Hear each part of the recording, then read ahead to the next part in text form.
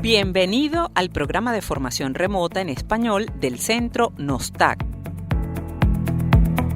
Aquí podrás acceder a una serie de audioclases que te ayudarán a comprender mejor la problemática del electrosmog y comunicar correctamente sobre ella.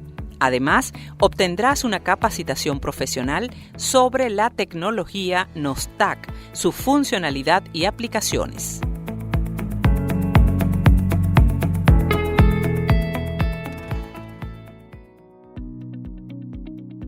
Para empezar en la clase de hoy del Centro NOSTAC vamos a hablar sobre la percepción del electrosmog con respecto al riesgo de cáncer.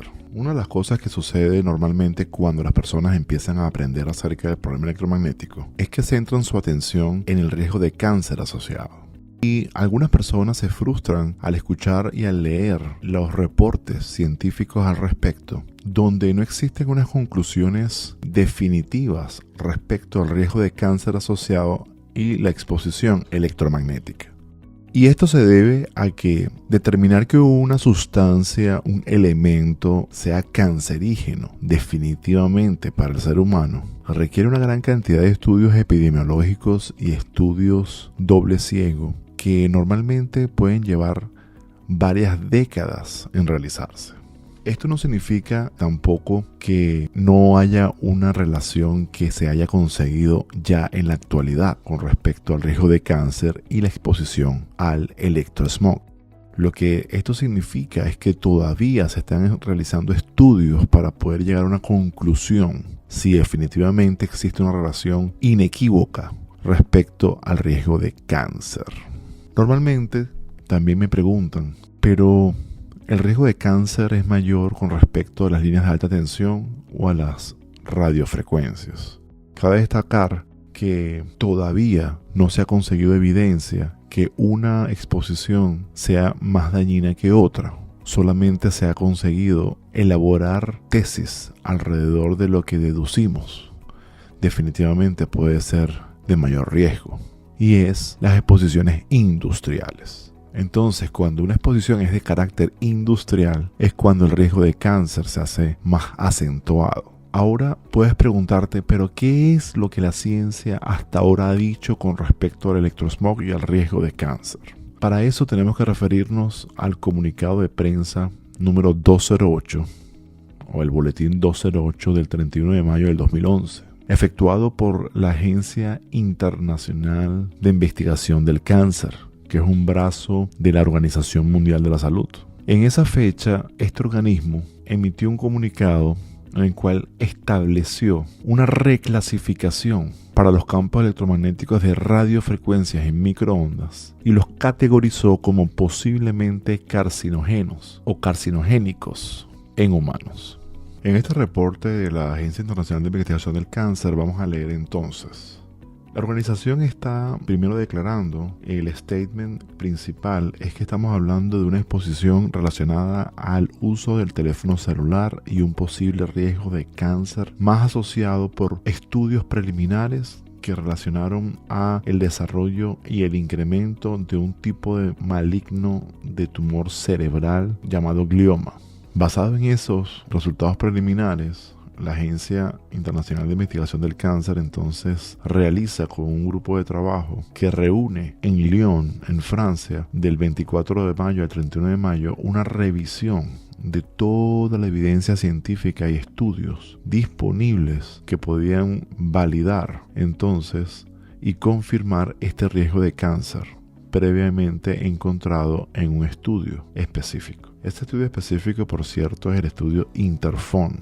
Este grupo de trabajo, conformado por 31 científicos de 14 países distintos, entonces revisaron más de 200 estudios epidemiológicos al respecto y fue la conclusión de ellos que había que reclasificar el riesgo de cáncer asociado a la exposición de las radiofrecuencias y campos electromagnéticos de radiofrecuencias y microondas. Lo primero a comprender aquí con respecto a qué se refiere esto de la reclasificación es que toda sustancia que ha sido estudiada por la Organización Mundial de la Salud establece 4 grupos de clasificación para toda sustancia o elemento.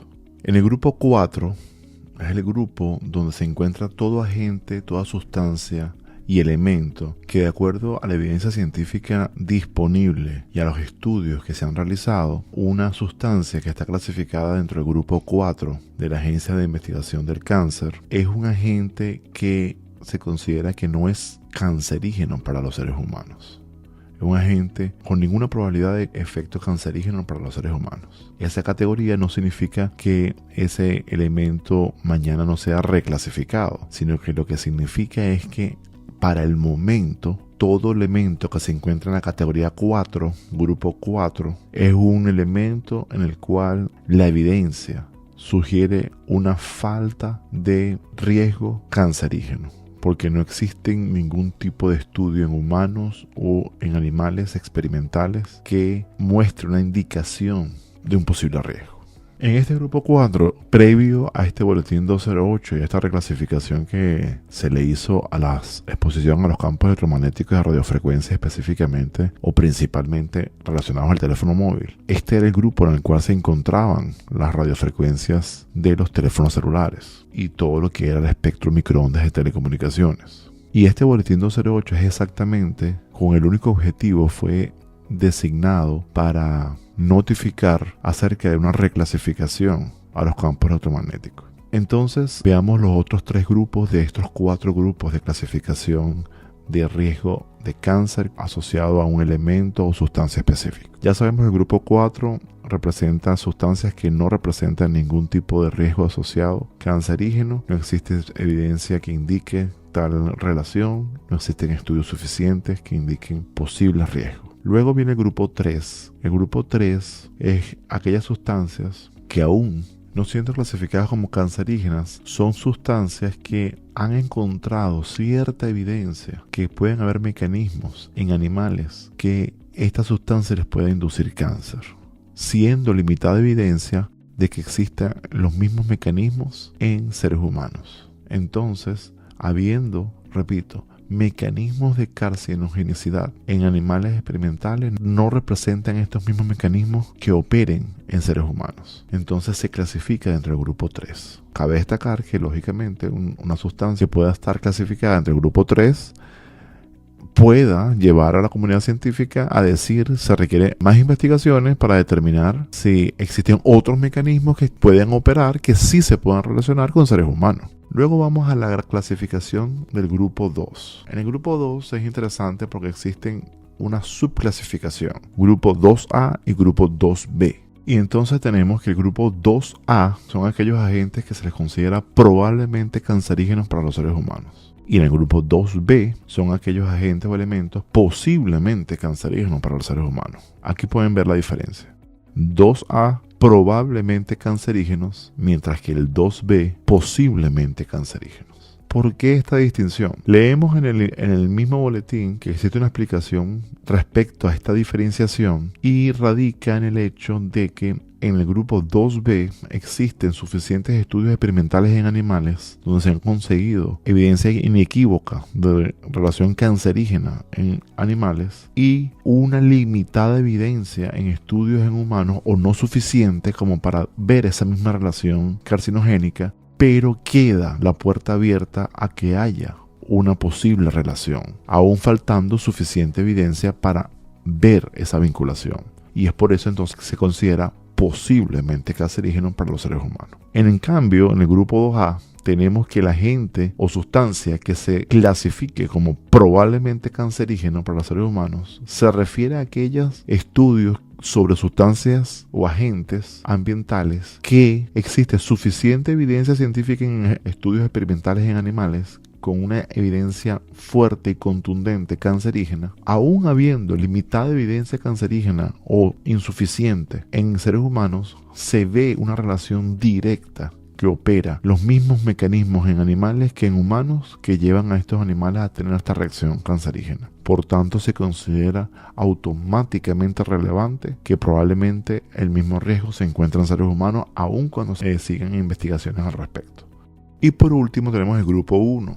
El grupo 1 es aquellos agentes o sustancias que son cancerígenos para los seres humanos de una manera definitiva, porque hay suficiente evidencia carcinogénica para poder colocar esa sustancia o agente dentro de esta clasificación ya inequívoca, donde hay suficiente evidencia de peso y estudios realizados que ven los mecanismos directos relacionados a ese agente o sustancia y el desarrollo de cáncer. Y entonces una sustancia en el grupo 1 es un agente cancerígeno para los seres humanos. Ya no es probable, ya no es posible, ya es cancerígeno. Y entonces, ¿en qué grupo se encontraban los campos electromagnéticos de radiofrecuencia y microondas para los seres humanos antes de este boletín 208? Como dije anteriormente, se encontraba en la clasificación del grupo 4. Y este boletín lo que dice es que ya hay suficiente evidencia para clasificarlo dentro del grupo 2, especialmente dentro del grupo 2B. Y es esta clasificación la que abre las puertas a que el mundo científico y la comunidad internacional, las instituciones y grupos de investigación universitaria abran proyectos de investigación al respecto de los riesgos que implican la exposición a los campos electromagnéticos de radiofrecuencias y microondas. Los datos de las conclusiones del grupo de trabajo de este boletín 208 están ampliamente detallados en la monografía que posteriormente es publicada por esta organización. Esa monografía fue publicada posteriormente ya para el 2013 en el volumen 102. Con respecto a la exposición a radiaciones, la Agencia Internacional de Investigación del Cáncer tiene varias monografías respecto a esto. Tenemos una monografía que resume todos los riesgos asociados a la exposición a radiaciones no ionizantes relacionados a los campos de extrema baja frecuencia, es decir, los campos electromagnéticos de baja frecuencia de la corriente alterna y líneas de alta tensión, básicamente. Y eso lo podemos conseguir en el volumen 80. También vamos a conseguir en el volumen 78 y 75 monografías que muestran la relación de cáncer con respecto a la exposición a radiaciones ionizantes. Y podemos conseguir también en la monografía del volumen 55 relación con respecto a la radiación solar.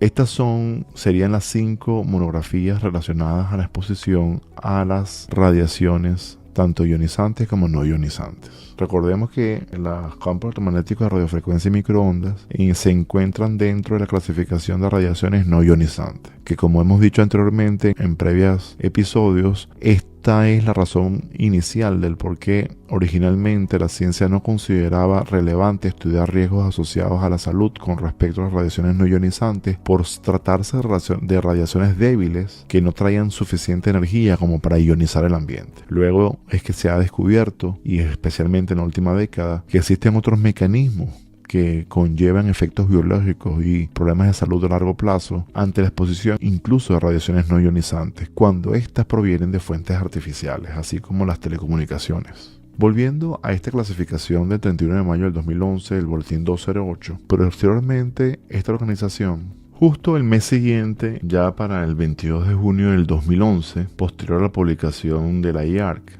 respecto a esta reclasificación, se publica en Lancet, un magazine científico, publica un artículo donde ellos resumen lo que fue en la sección de oncología de la revista científica, lo que fue esta declaración de la agencia IARC. Y ellos dicen en esta publicación algunas cosas bastante interesantes, porque establecen ya una combinación basado en previa declaración de la IARC respecto a la clasificación que ya le habían dado a los campos de extrema baja frecuencia electromagnéticos, y entonces resumen lo que significa la exposición a los campos electromagnéticos. El título del artículo dice: la carcinogenicidad de los campos electromagnéticos de las radiofrecuencias. Allí podemos leer: exposición humana a las radiofrecuencias y campos electromagnéticos en el rango de frecuencias entre 30 kHz y 300 GHz pueden ocurrir por el uso de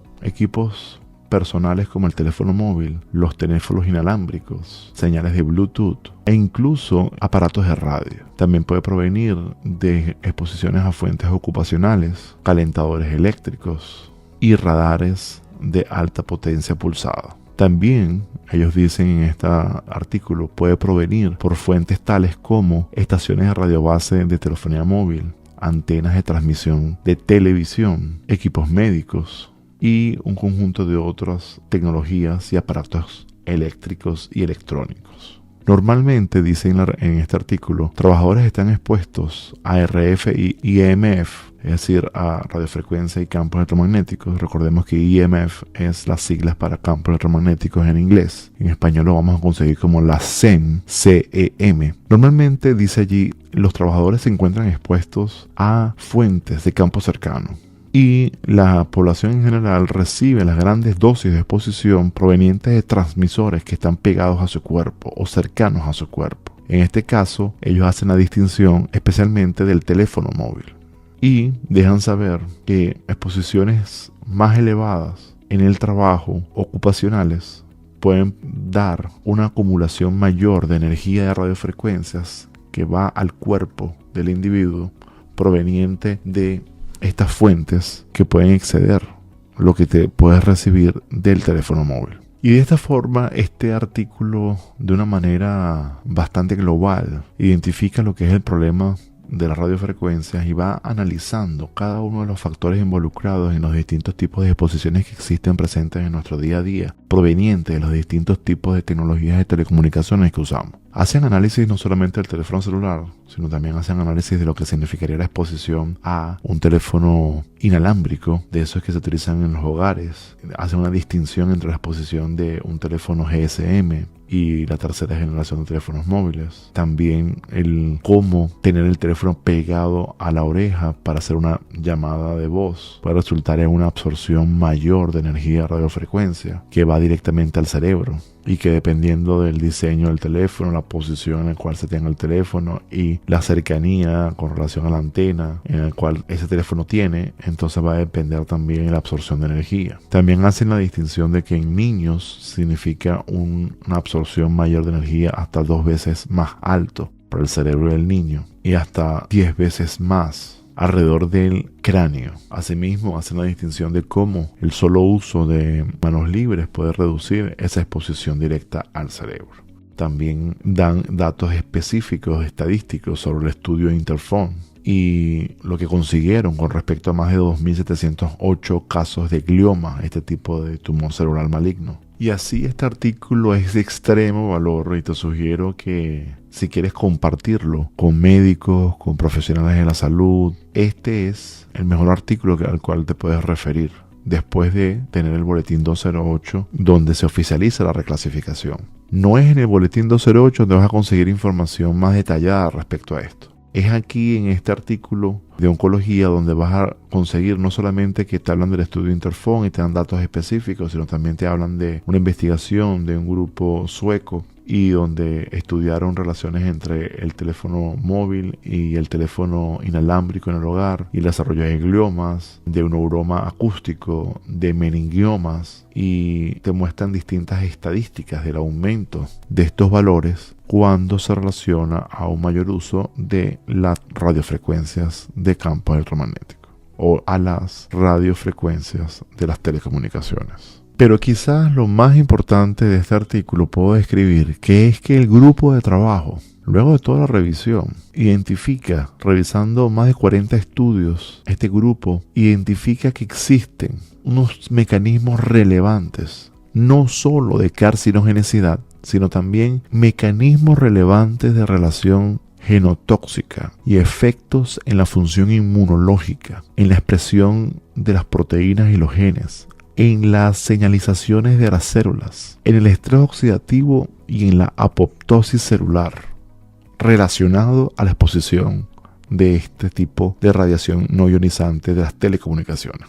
Y es aquí donde hay un punto de inflexión y se abre la investigación a otras áreas donde podemos encontrar efectos nocivos de los campos electromagnéticos de las radiofrecuencias, ya no en el campo del cáncer, sino en efectos que pueden relacionarse a corto y mediano plazo como altamente nocivos para la salud, siendo el principal de ellos el estrés oxidativo y las más de 75 condiciones de salud relacionadas a este efecto biológico particular. Recordemos que el estrés oxidativo puede tener sus procedencias en fuentes metabólicas o fuentes ambientales. Y en las fuentes ambientales nosotros podemos controlar la exposición a una cantidad de fuentes ambientales de estrés oxidativo, pero lo que no podemos controlar es las exposiciones a radiofrecuencias y microondas que se encuentran pulsando en el ambiente permanentemente, incluso cuando no estás utilizando el teléfono móvil, pero te encuentras en un ambiente que estás inmerso en señales de Bluetooth o que estás inmerso en señales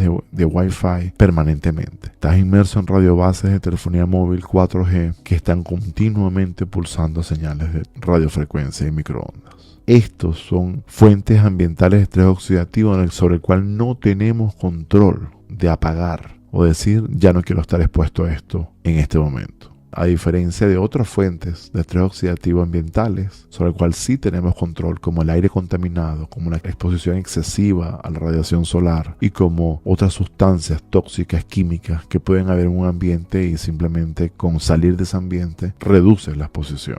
Este no es el caso del electrosmog. Y esto hace el electrosmog tan relevante para nuestra salud, porque está allí de manera silenciosa produciendo un estrés oxidativo en nuestro organismo que va degenerando en problemas de salud que van a expresarse básicamente basados en tus deficiencias genéticas, tu herencia genética y las deficiencias de salud que ya traes acumulativas con el tiempo por mala alimentación, malos hábitos de vida y distintos otros aspectos.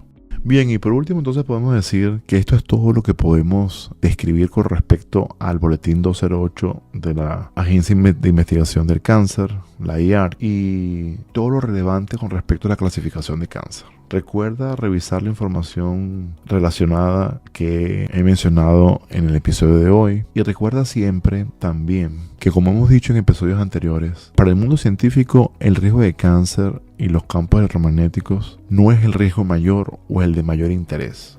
Existen otros riesgos asociados a la salud con respecto a los campos electromagnéticos, como lo puede ser problemas de fertilidad muy graves, incluso infertilidad en una tercera generación expuesta a estas radiofrecuencias en microondas, una alteración en nuestros genes, y por eso se habla de efectos genotóxicos, y un estrés oxidativo masivo en nuestro organismo, un síndrome de envejecimiento prematuro, alteraciones neurológicas que pueden derivar en un mayor incremento a largo plazo de problemas de Parkinson y problemas neurodegenerativos. Asimismo, una pérdida de memoria de corto plazo y una incapacidad de tener un ciclo saludable del sueño, siendo el sueño de vital importancia para nuestro bienestar, no solamente físico, sino también mental, psicológico. Es por ello que las investigaciones en campos electromagnéticos en la actualidad van destinadas a distintas áreas multidisciplinarias para poder tener una visión más completa sobre las implicaciones en la salud respecto a esta toxina ambiental. Espero que haya sido de utilidad este episodio para ti y nos vemos en nuestro próximo episodio. Muchas gracias.